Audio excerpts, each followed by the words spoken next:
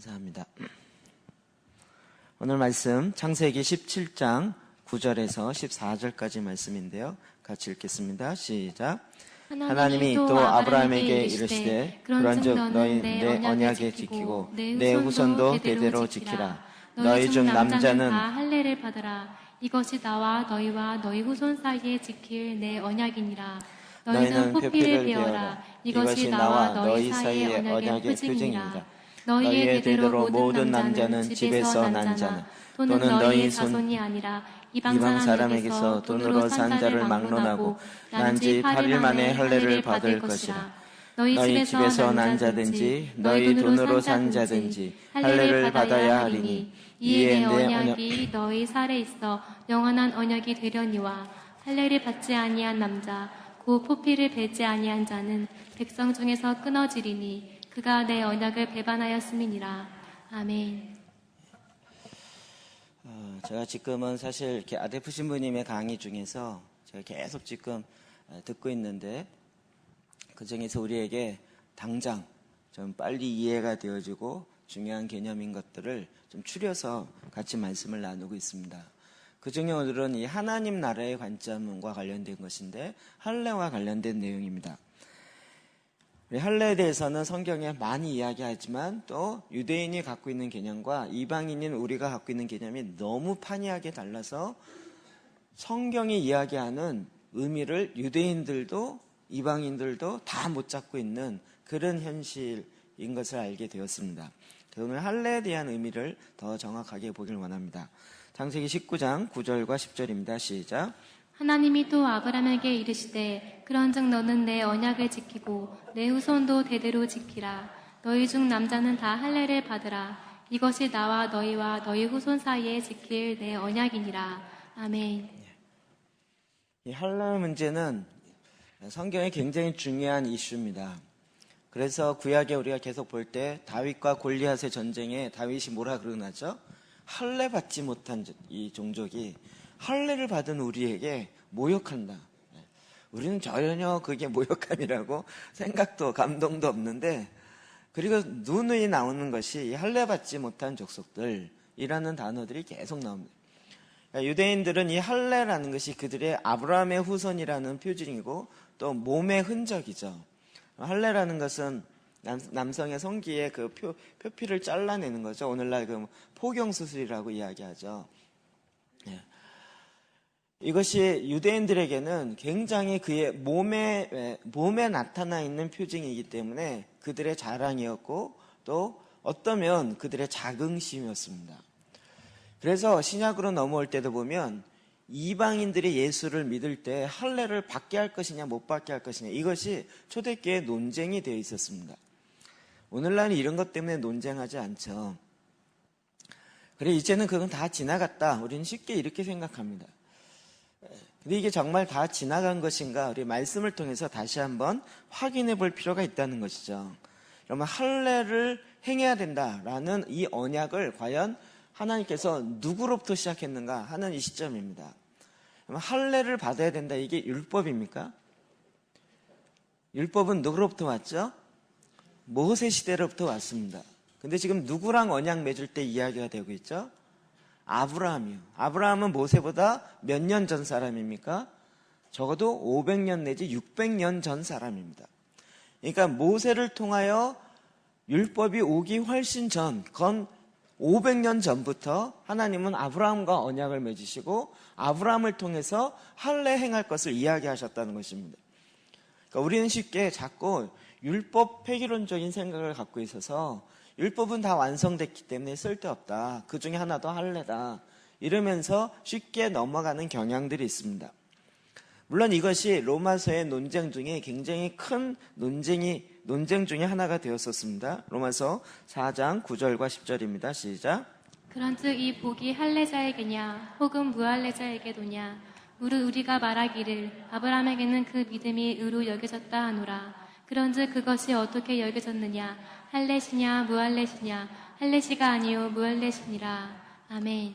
아브라함이 그의 믿음으로 말미암아 의로 여겨졌다라고 이야기하는 그 시점이 언제냐는 거예요. 시점이 할례를 받았을 때입니까? 그 전입니까?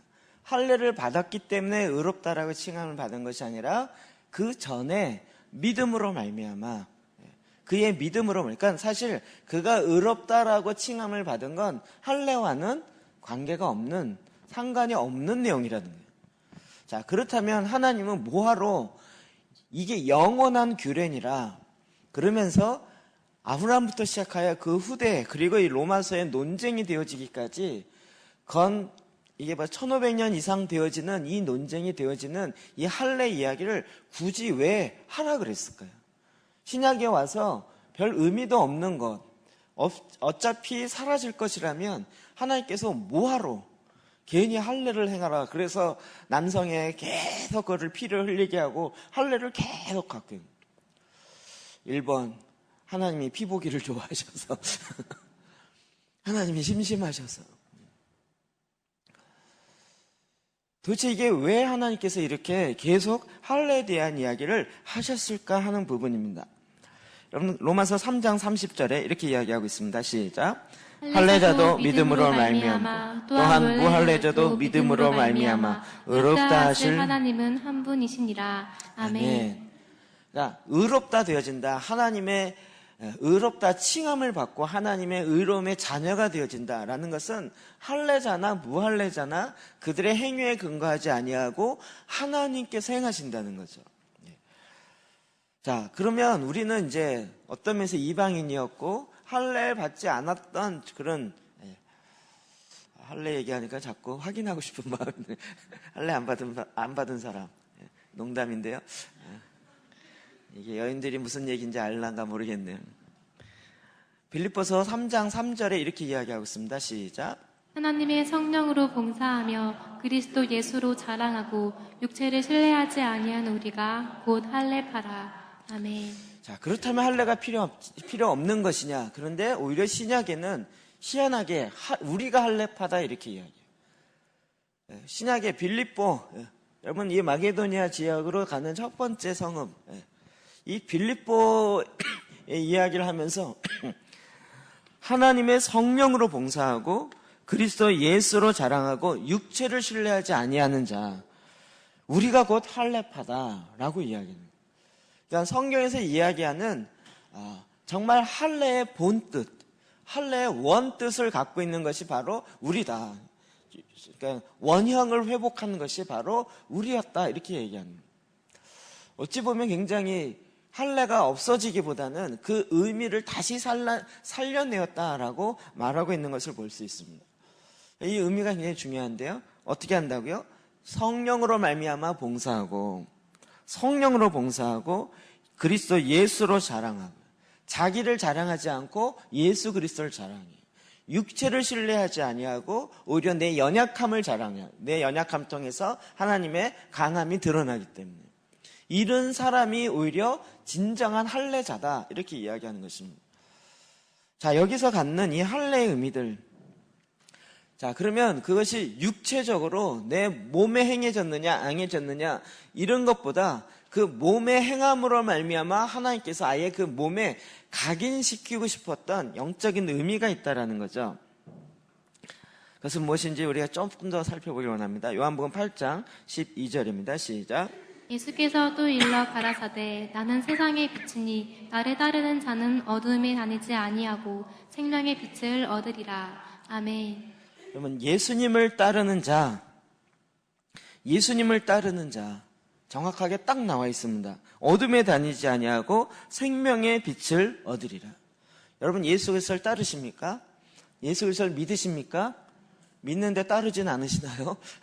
믿으십니까? 따르십니까? 약간 몇 명이 줄어들었습니다. 믿으십니까? 예수를 믿는다는 것은 예수를 따른다는 것입니다. 그럼 예수님을 따르면 어떻게 된다고요? 어둠에 다니지 아니하고 생명의 빛을 얻으리라. 나 예수님 믿고 예수님을 따르는데 내 안에 여전히 어둠이 나타나요. 어둠이 드러나요. 예수님을 따르는데도 불구하고 생명의 빛을 얻은 것이 아니라 여전히 어두운 것 같아요. 여전히 좀 이렇게 뭐랄까 어두컴컴한 게 긴 것도 같고 아닌 것도 같고 헷가닥 하는 거예요. 왜 그럴까요? 예수를 믿는 자, 예수를 따르는 자는 생명의 빛 가운데 자라고 있다고 하는데, 요한복음 요한 1서 4장 6절에도 이렇게 얘기하고 있습니다. 시작. 우리는 하나님께 속하였으니 하나님을 아는 자는 우리의 말을 듣고 하나님께 속하지 아니한 자는 우리의 말을 듣지 아니하나니 진리의 영과 미혹의 영을 이로써 아느니라.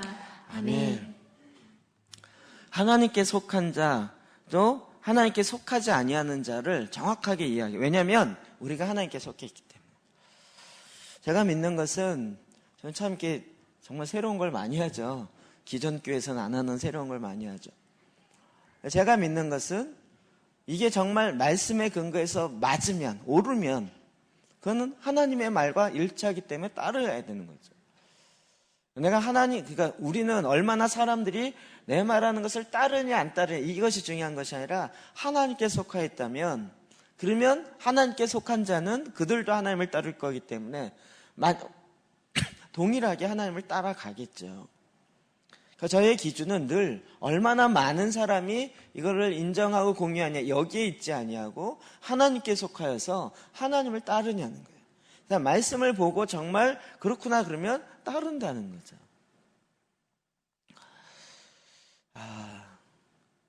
요즘에 이렇게 기현상 중에 하나는 제가 이렇게 계속 살피는 것은 혹시 그런 사람 있나 없나 보려는데 이렇게 교회를 서핑하러 다니신 분이 꽤 많아요. 다녀보는 거예요. 이렇게 설교를 들어보고 내가 들어보고 나서 판단하겠다 이런 마음인 거죠.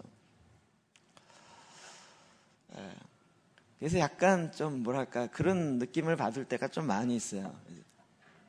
저 사람이 지금 이제 표현이 너무 안 좋은 표현만 있어서 간 보려고 왔구나 이렇게 잠깐 맛을 이렇게 왕창 먹는 게 아니고 손가락에 탁 찍어서 이렇게 맛보고 이게 간이 괜찮네? 약간 이런 느낌이에요.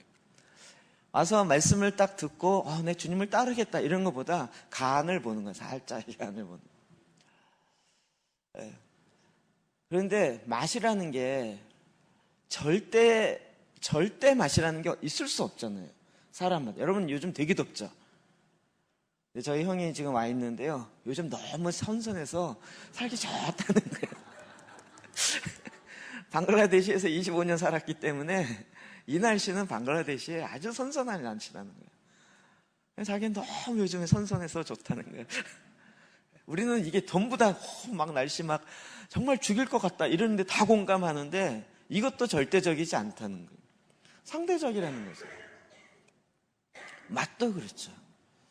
그럼 내가 이렇게 맛봐서 이게 정말 옳구나 그렇구나라는 것을 누가 증명하겠다는 거예요. 내 맛으로 증명하겠다는 거잖아요. 내가 찍어봐서. 그게 참 제가 보기에는 조금 의아한 부분이에요. 의아한 부분. 무슨 뜻인지는 제가 충분히 이해하고 또 그럴 수 있는 여건과 이 사정에 대해서는 충분히 어떤 공감되는 부분이 있어요. 그러나 정말 그 영이 진리의 영과 미혹의 영을 안다는 거예요. 정말 진리 가운데 서 있는 사람은 진리가 행해지고 진리가 외쳐지는 것에 그냥 그 영이 반응한다는 거죠.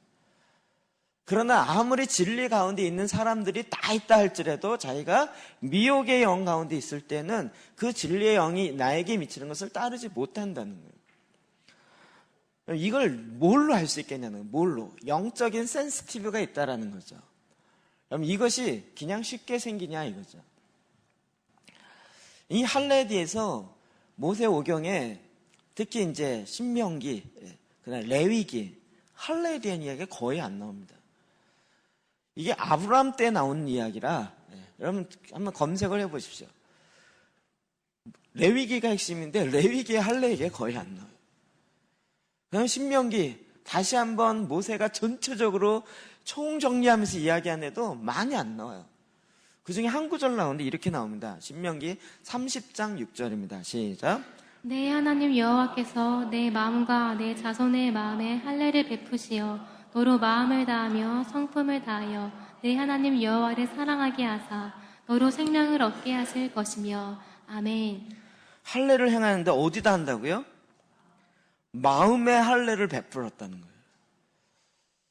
마음의 할례 얘기가 신약에 나오는 얘기가 아니라 모세오경 신명기에 나오는 얘기예요.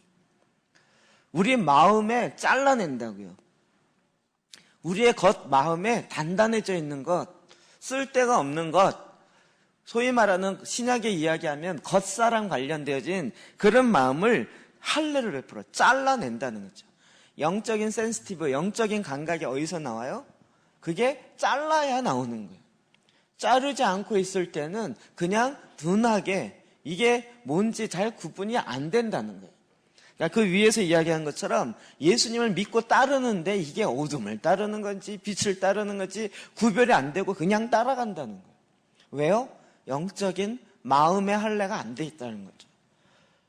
예수를 믿는데도 그 마음의 할례가 안 돼 있는 그 사람이 있다는 거죠. 그래서 마음과 너희 자손의 마음의 할례를 베푸시어 너로 마음을 다하고 성품을 다하고 내 하나님 여호와를 사랑하여서 너로 생명을 얻게 하실 것이며, 여러분 이 할례가 생명을 얻게 한다는 거예요. 즉 무슨 얘기입니까? 마음의 할례, 쓸모없는 마음의 굳은 부분, 쓸모없는 것을 잘라낸다는 거예요. 사도행전에 보면 7장 51절에 이렇게 말하고 있습니다. 시작. 목이 곧고 마음과 귀에 할례를 받지 못한 사람들아, 너희가 항상 성령을 대항하여 너희 조상과 같이 너희도 하는구나. 마음의 할례를 못 받았을 뿐만 아니라 귀의 할례를 받지 못한 사람아, 이렇게 목이 곧고 마음과 귀의 할례를 받지 못했어요. 할례라는 건 잘라낸다라는 거죠. 마음도 굳은 마음을 잘라내야 되는데 그 마음뿐만 아니라 귀의 할례를 받지 못했어요. 그래서 너희 조상들이 했던 것처럼 성령을 대항하여 너희 조상과 같이 너희도 하는구나. 성령께서 지금 출애굽기부터 시작하여 계속 이야기하는데 그 조상들이 귀의 할례를 받지 못했어요. 그러니까 이게 지금 어둠을 쫓아가는 건지 빛을 쫓아가는지 모르는 상태로 그냥 어리버리하게 쫓아가고 있는 거예요. 결국은 성령이 말씀하는 것과 꼭 거슬려서 반대로 가요. 그러니 목이 곧은 백성이 된 거죠. 그럼 이것이 언제 나와요? 한참 뒤에 나오는 거예요. 결국 오늘 이 할례, 하나님께서 아브라함을 통하여 할례라는 이 언약을 맺고 그들로 하여금 그의 몸 가운데 이 표적을 갖게 한 것은, 사인을 갖게 한 것은 하나님이 그 사인을 갖고 늘 그의 마음속에 담고 있게 하고자 하는 하나님의 의도가 있죠. 그게 신명기에 뭐라고 풀어져 있습니까? 마음과 귀에 할례를 행하라는. 이게 신약적 표현이 아니고 지금 신명기에 표현되고 있다고요. 우리 마음이 이제 하나님에 대해서 굳어 있었던 마음, 하나님에 대해서 완전히 들으려 하지 않았던 이 할례 받지 않는 그 귀, 이것이 잘라져 있어야 됩니다. 마음의 할례에 대해서 좀 더 살펴볼까요? 예레미야 7장 4절입니다. 시작. 너희는 이것이 여호와의 성전이라, 여호와의 성전이라, 여호와의 성전이라 하는 거짓말을 믿지 말라. 여호와의 성전을 보고 그들이 여호와의 성전이다라고 이야기하는데 하나님 뭐라고 하면 그 거짓말을 믿지 말라는 거예요. 저는 이게 제가 요즘 많이 순화돼서 그렇죠. 옛날 제가 선교단체 간사했을 땐 이런 본문은 저한테 완전히 쾌재를 부른 거예요. 여러분이 다니는 교회 건물을 성전이라고 하지 마십시오. 하나님의 성령이 거하는 여러분이 하나님의 성전입니다. 그 거짓말을 믿지 마십시오. 얼마나 정확하게 얘기할 수 있는 본문이에요. 다들 우리가 다니는 건물이 성전이라는 거예요. 여러분 그 건물이 중요하다 안 하다 이 얘기가 아니고요. 하나님의 성전이면 하나님이 말씀하시는 곳이고 하나님의 임재가 있는 곳이고 그것을 듣는 곳인데 그 성전에 귀의 할례를 받지 못했고 마음의 할례를 받지 아니하는 그 백성들이 있는데 하나님의 말씀을 듣지 않아요. 그게 무슨 성전이냐는 거예요. 구약에 있는 많은 성도들이 실제로 몸의 할례는 받았을지 모르지만 그러나 마음의 할례를 받지 않아요. 오늘날 교회에서도 마찬가지겠죠. 예수 그리스도를 믿는 구원의 확신은 있을지 모르지만 마음의 할례는 받지 않았어요. 마음은 여전히 고다있는 목과 같고요. 자기 마음은 절대 돌이키지 않으려고요. 로마서 이 부분 로마서에 계속 이야기하고 있습니다. 로마서 2장 25절부터 26절 시작. 내가 율법을 행한즉 할례가 유익하나 만일 율법을 범한즉 내 할례가 무할례가 되었느니라. 그런즉 무할례자가 율법의 제도를 지키면 그 무할례를 할례와 같이 여길 것이 아니냐. 아멘. 한국말이 어려워요. 읽으면 무슨 말 이해되십니까? 이럴 땐 뭐 메시지 성경을 봐야 돼요. 로마서죠. 로마서 2장. 제가 아까 줄쳐왔는데.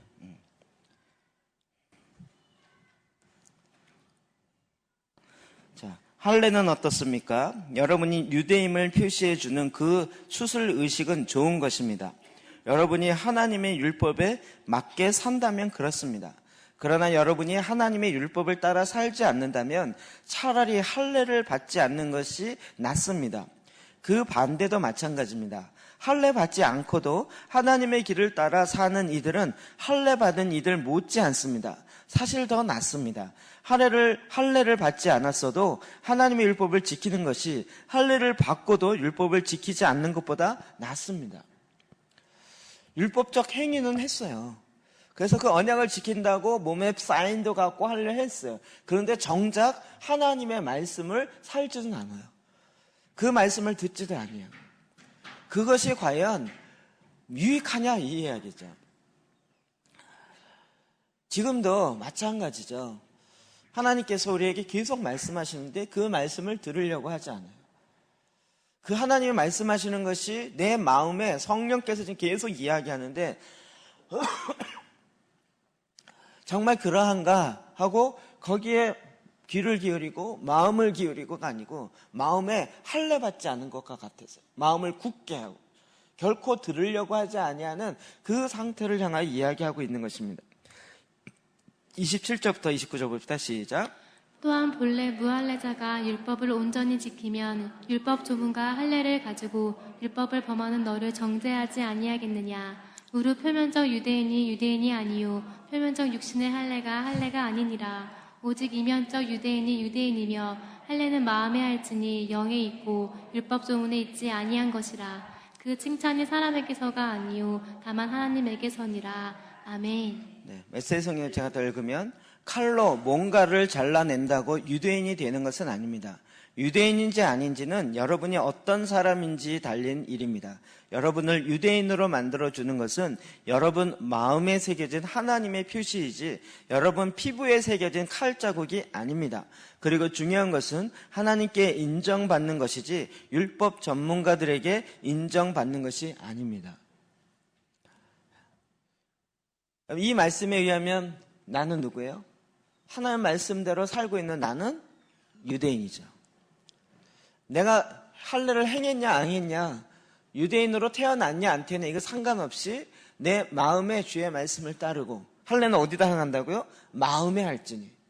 내가 이제부터 계속 하나님의 말씀을 듣고 하나님의 말씀대로 순종하고 따라가는 그 사람이 유대인이라고요. 제가 굉장히 좀 이스라엘에 대해서 이렇게 알게 되고 나서 굉장히 감사한 부분도 있지만, 요즘 들어서 유대인 사역과 관련돼서 갖는 많은 이야기들이 들리고, 어찌 보면 이제 점점 이렇게 깊이 들어가다 보니까 들려지는 것 같아요. 그러면서 갖는 굉장히 뭐랄까, 이렇게 이거 뭐지? 라고 느껴지는 그런 질문들이 있어요. 유대인 사역에서 지금도 논점이 되고 있는 것은 뭐냐면, 유대인은 과연 누구냐는 거예요. 누가 유대인이냐는 거예요.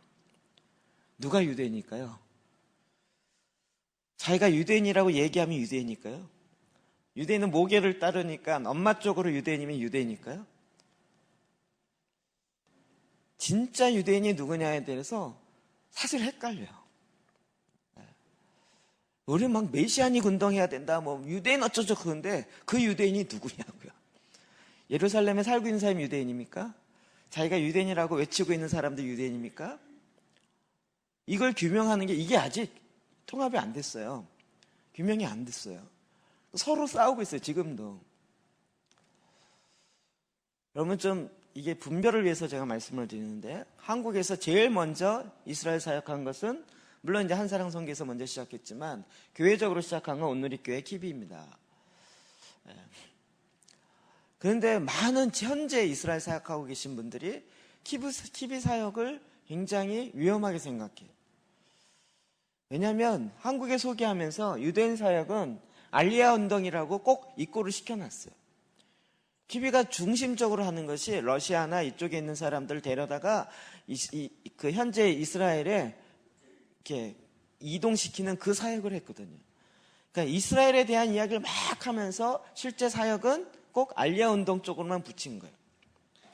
근데 이제는 이스라엘에 실제 가보면서 사역하시는 단체들이 많이 나타나면서 거기 가서 보면 뭐가 문제예요? 그렇게 왔는 러시아 유대인들이 왔는데 와서 할 게 하나도 없어요. 어떤 사람은 히브리어도 모르고 러시아어도 몰라요. 그러니까 거기서 먹고 살 수 있는 일이 없어요. 그래서 거기 가서 무슨 사역해요? 직업교육해요. 근데 이런 직업교육하고 있는 사역은 이스라엘 사역이 아니다.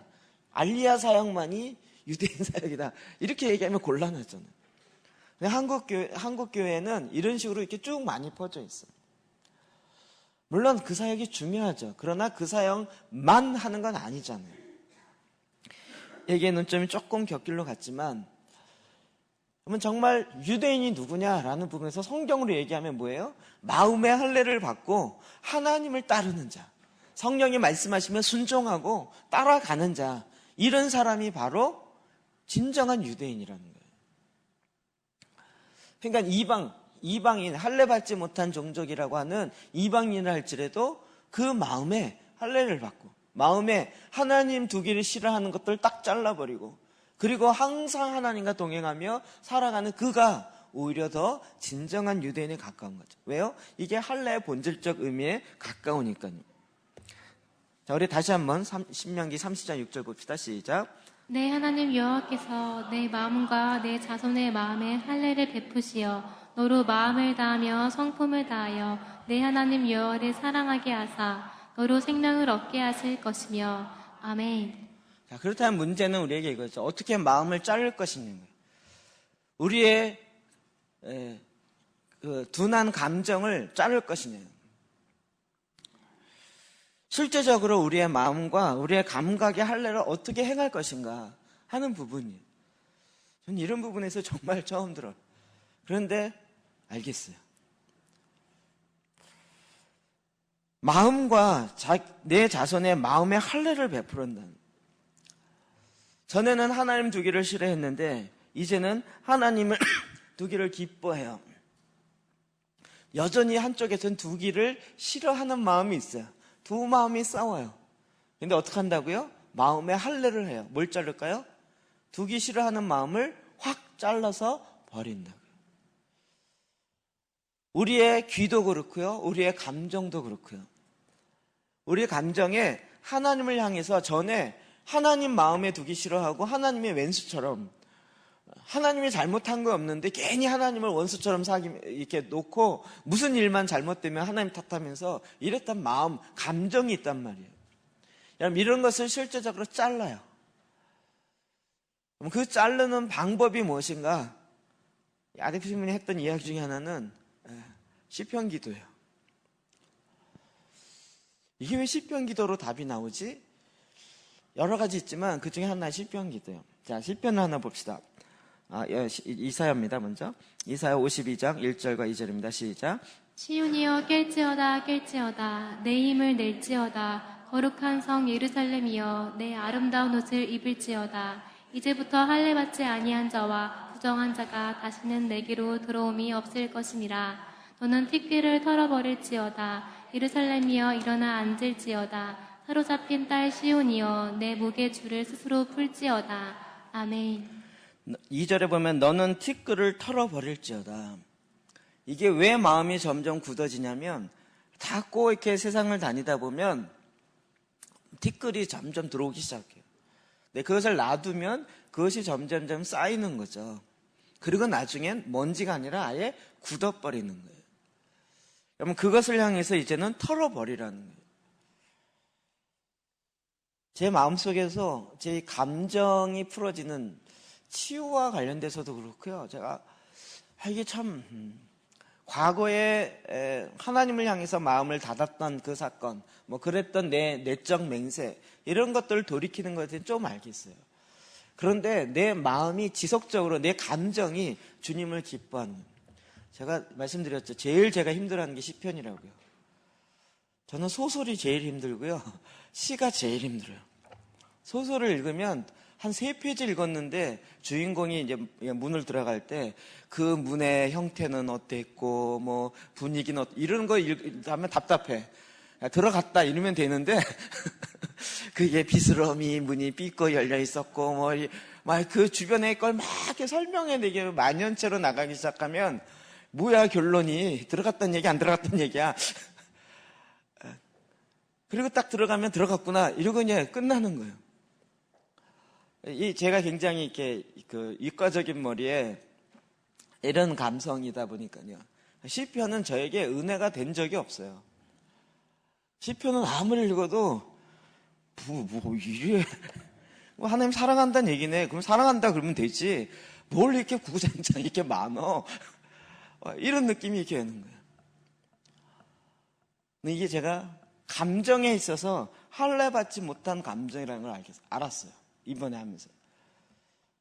제가 그냥 딱 이게 시편 요즘에 보면서 102편에 눈물을 찬송으로 주여 내 기도에 귀를 기울이소서 내 부르심에 주께 상달되게 하소서 내 불행한 날에 주의 얼굴을 숨기지 마소서 허리를 굽으려 내 기도를 들으시고 속히 응답하소서 주여.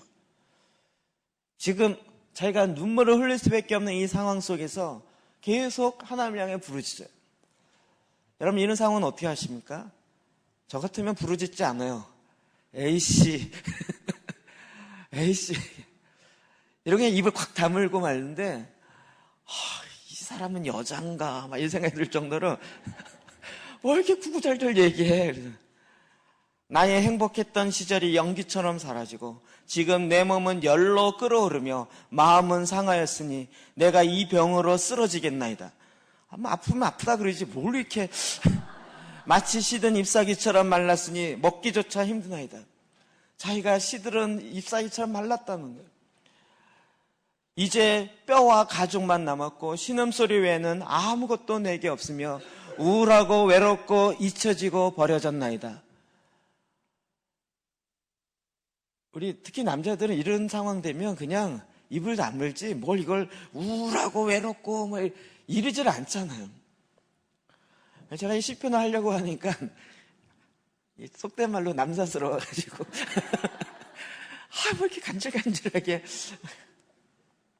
이런 생각이 저 같은 사람은 자꾸 드러나는데 이게요 시편 기도를 하다 보니까 이 감정에 할례받지 않는 마음이 뭔지 알겠어요. 시편은요 제가 지난번 말씀드린 것처럼 모세 오경으로 편집되어 있다고 그랬잖아요. 5권에. 그래서 그 말씀이 인간의 마음속에 들어가서 인간의 감성을 통해서 표현되어져 있는 그런 시잖아요. 사무엘 상하를 보면 다윗이 그냥 밧세바를 범했어요. 그리고 우리아를 죽이고 그리고 그냥 살았어요. 이러고 그냥 휙 넘어가. 그런데 여기에 보면 그것이 다윗의 마음속에 들어와서 어떻게 그의 마음속에서 고백하며 이야기하는지 우리가 잘 알고 있는 시편 51편. 하나님 죄사함의 셈에서 내게 은혜를 베푸소서. 주의 긍휼한 사랑이 내 죄악을 씻어내기에 충분한 줄 내가 아오니 이 수치로운 죄책감을 씻어주소서. 나의 잘못을 말끔히 용서하시며 내 양심의 얼룩을 지우소서. 너무도 부끄러워 내 안에 고통과 괴로움이 가득하고 주를 볼 때 내 죄가 나를 찌르니 피할 길이 없나이다. 이 모든 일이 내가 저질렀고 또 그것을 주 앞에서 행하였으니 주께서 다 아시는 바라. 이 정도 시인하면 우리는 어떡하죠? 자복하죠 그냥. 그냥 사무라이처럼 그냥 쿡 찌르고 주님 내가 잘못했습니다. 내가 죽겠습니다. 쿡 찌고 그리고 그냥 그 죄책감을 내가 받겠습니다. 이러는 게 기본인데요. 그 앞에서 이렇게 구구절절 이야기합니다. 인간의 감정이 할례받지 못해서 이게 말도 안 되는 사무라 정신이 들어와 있고, 그 안에 내가 외롭고 힘들고 괴로운 것을 표현하지도 못하고 그냥 표현해버리니 차라리 죽어버리겠다, 차라리 안 해버리겠다. 하나님이 만들었던 원래의 감정으로 회복이 안 돼 있어요. 그러니까 그 감정이 너무 무딘, 특히 저 같은 경우는요, 있는데 그 감정을 맞닥뜨리면 너무 힘든 거예요. 제가 이게 뭔지를 조금씩, 이제 와서 조금씩 아는 거예요. 제 아버지로부터 나왔다 그랬죠. 제 아버지가 완전히 눌렀어요. 왜냐면 7살 때 어머니 돌아가셨으니까. 7살 때 자기 어머니가 돌아가셨다라는 이 사실을 감정으로 받아들일 수가 없는 거예요. 그냥 확 눌러놓은 거예요. 그리고 평생 그 감정을 맞닥뜨리지 아니하고 그냥, 그러면서 우리 애들이 막 뛰놀고 그러면 늘 하루에 소주 2병씩 드시면서 니들은 행복한 줄 알아 임마 이러면서 늘 드시는 거예요. 우리는 행복하면 뭘 행복해. 그 의미가 전혀 몰랐어요. 전혀 알 수가 없었어요. 나중에 보니까 역추적해서 40년 동안의 행동을 역추적해서 보니 그거죠. 나는 7살 때 어머니가 돌아가셔서 그 어머니의 사랑과 그 앞에서 기쁨으로 이렇게 뛰어놀지를 못했었는데 니들은 엄마 밑에서, 친엄마 밑에서 이렇게 뛰노는 것 자체가 행복한 줄 알아 임마, 이거인 거죠. 그런 거 말로 표현도 안 해. 그리고 그것에 대해서 맞닥뜨리지도 않아. 그리고 그것을 40년 이상 술로 외로워하며 슬퍼하며 그러면서 그냥 지난 거예요. 쭉 감정에 할례받지 않는 마음이에요. 제가 시편 기도 이렇게 보면서 이게 정말 그 사무엘 상하에 나오는 그 다윗의 사건들의 근거에서 그의 마음에 나오는 인간의 감정으로 나오기 시작하는 이런 일들이 나오기 시작합니다. 그러면서 그 먼지를 털어내기 시작합니다. 하나님을 사랑합니다. 우리는 하나님을 사랑합니다 하면 거의 다 한 거죠. 뭐 또 하겠어요. 뭐 2번 얘기하면 혹시 뭐 안 사랑하는 거 아니야? 이렇게 좀. 그러나 하나님을 향한 사랑과 그 열정과 그 마음을 계속 그의 마음속에 토로해 가면서요. 그것들을 이렇게 풀어내고 있는 거예요. 그래서 정말 주님을 향한 그의 마음의 깊은 곳으로부터, 그의 감정 깊은 곳으로부터 하나님을 향한 이 사랑이 풀어지기 시작하고, 그게 막 이렇게 그 안에서 요동치는 것이죠. 하나님께서 지금 할례를 행하라, 이 얘기 뭐라고요? 신약으로 오면서 우리 마음에, 구약에서부터 마찬가지지만 마음에 할례요. 마음에 굳어져 있는 마음, 하나님을 내 마음에 두기 싫어했던 마음을 완전히 자르라고요. 하나님이 없는 상태에서 있었던 그런 감정들을 할례하라고요. 잘라버리라고요. 하나님의 말씀을 듣기 싫어했던 그 생각과 그 마음을, 그 귀를 자르라고요.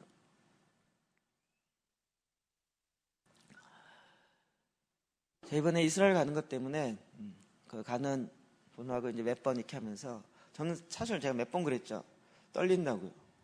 아데프 신부님을 다시 만난다는 것 자체가 떨린다고요. 그래서 이렇게 저희 윤정 선교사님, 요즘에 이게 장난이 아닌 것 같아요. 굉장히 떨리는데요. 그랬더니 하하하, 그 진정한 떨림이 더 되도록 기도할게요. 뭐 이런 식으로 하여튼 못했어요. 왠지 하나님 앞에 나아갈 때 갖는 떨림, 두려움, 이런 마음이 저한테 솔직히 있어요.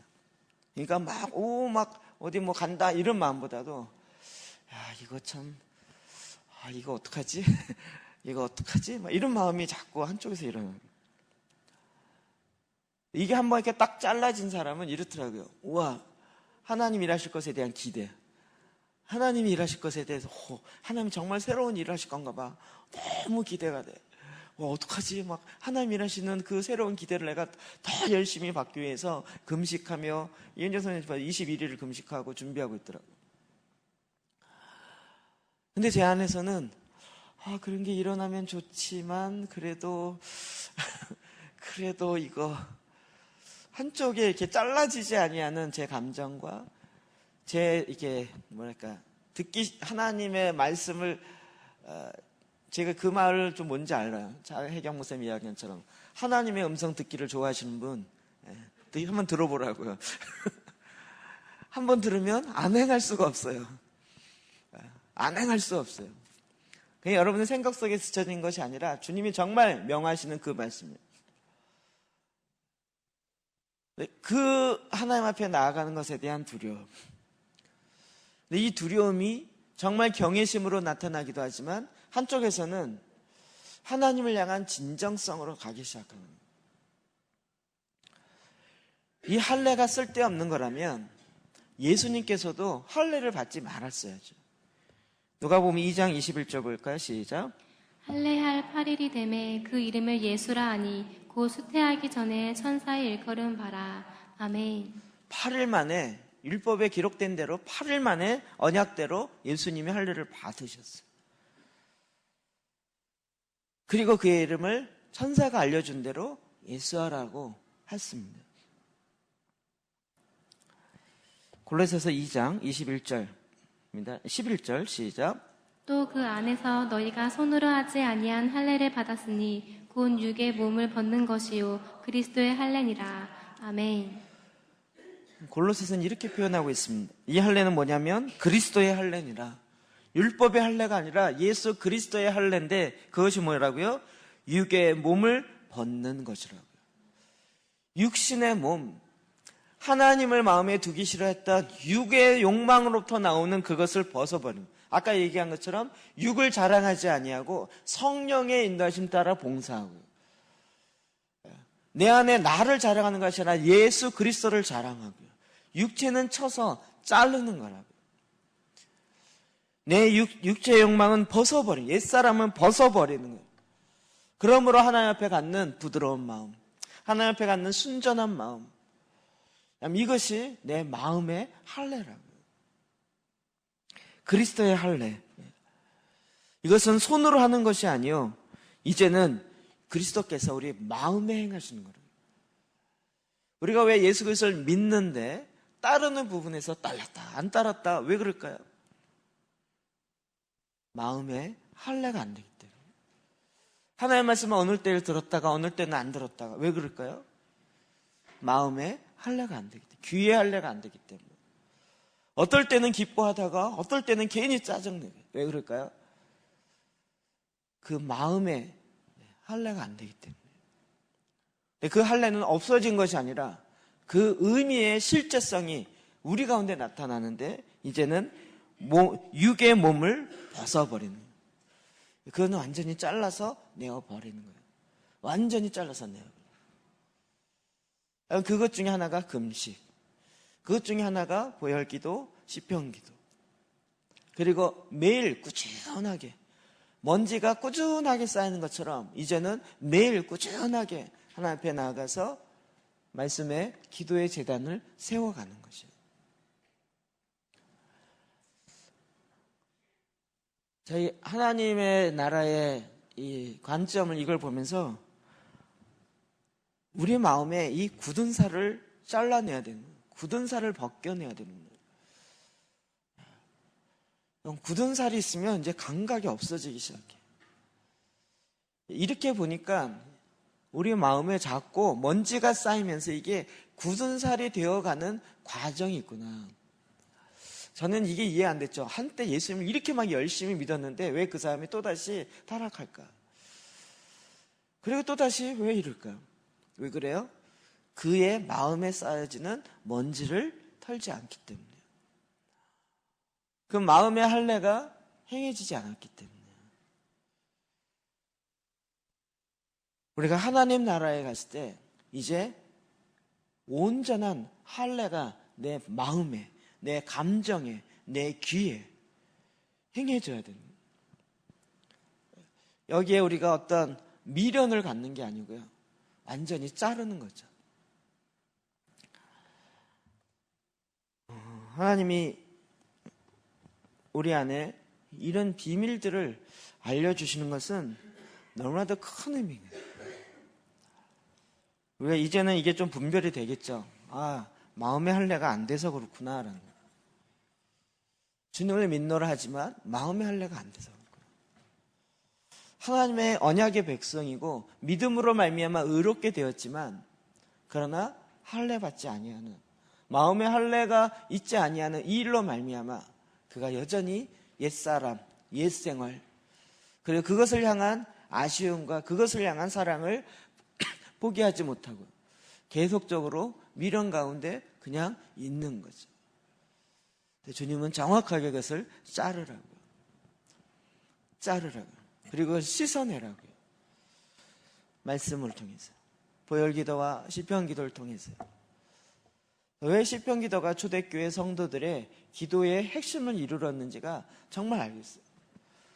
여러분이 그냥 아침에 일어날 때 우리가 지금 하는 기도의 제단 그 본문을 가기 전에 성막형 기도로 들어가잖아요. 감사함으로 그 문에 들어가고,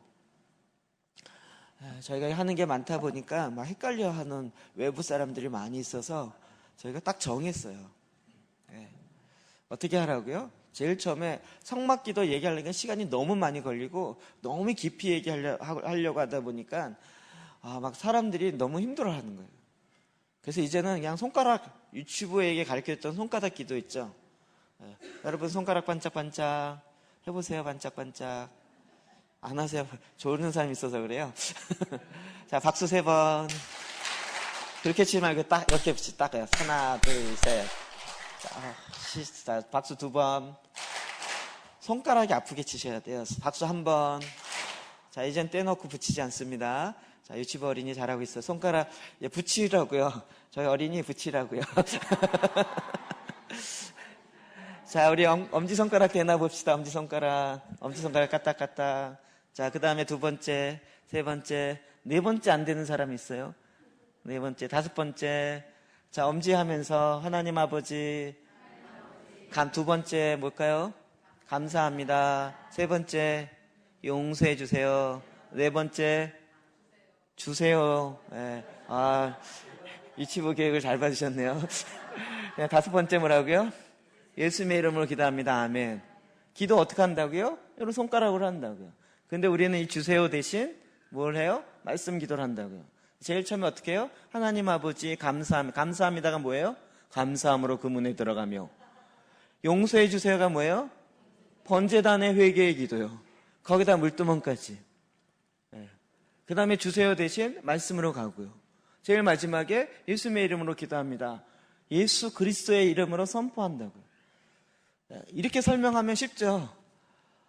어려우세요 여전히? 근데 이 감사함이 뭔지를 풀어내기 시작하면 이제 여기서 우리가 막 2-3시간 가는 거죠. 감사함으로 금내 들어가면 그 감사가 우리의 마음의 문을 여는 거며, 그 다음에 이제 그 번제단에서 용서해 주세요 이걸 얘기 시작하면 그 죄의 목록부터 시작해서 쭉쭉 나가는 거죠. 그럼 이 성막으로 나아가는 이 기도가요. 그래서 저희가 이제 그 스쿨 할 때는 이렇게 하기로 했어요.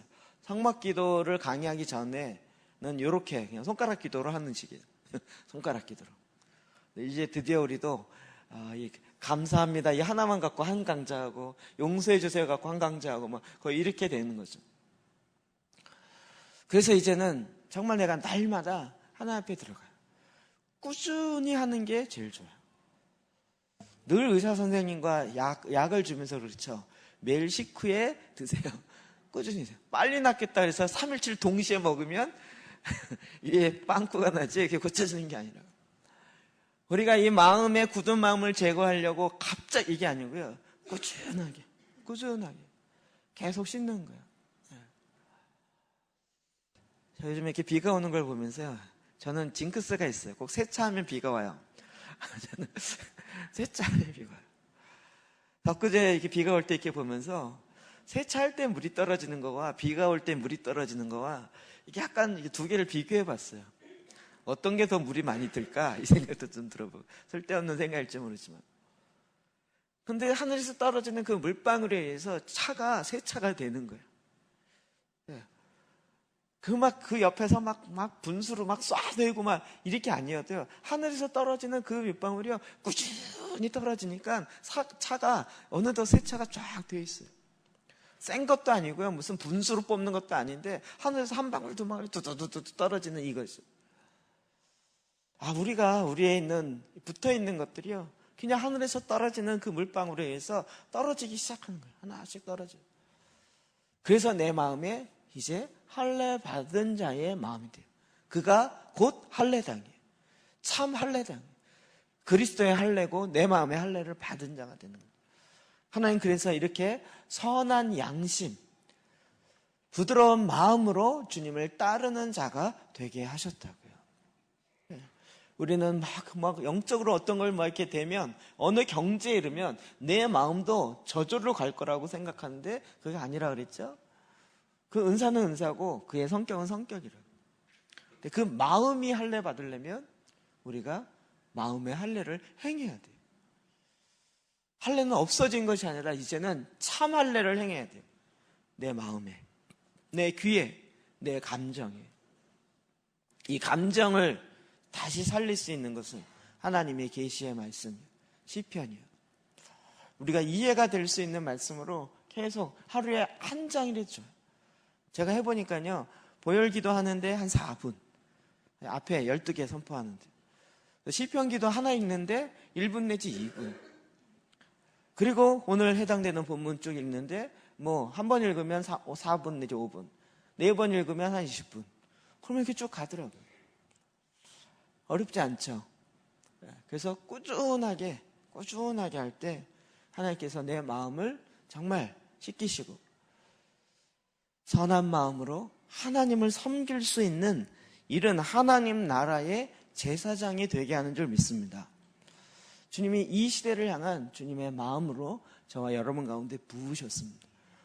우리가 그리스도인으로 되어지는 한순간에 믿음으로 되어지는 생명이 잉태되는 건 그렇지만 그 생명이 자라나가는 것, 생명의 빛으로 나아가는 것은 꾸준하게 믿음으로 순종하여 나아갈 때 되어지는 것입니다. 이 믿음의 삶을 오늘도 사시기를 주의 이름으로 축복합니다. 기도하시겠습니다.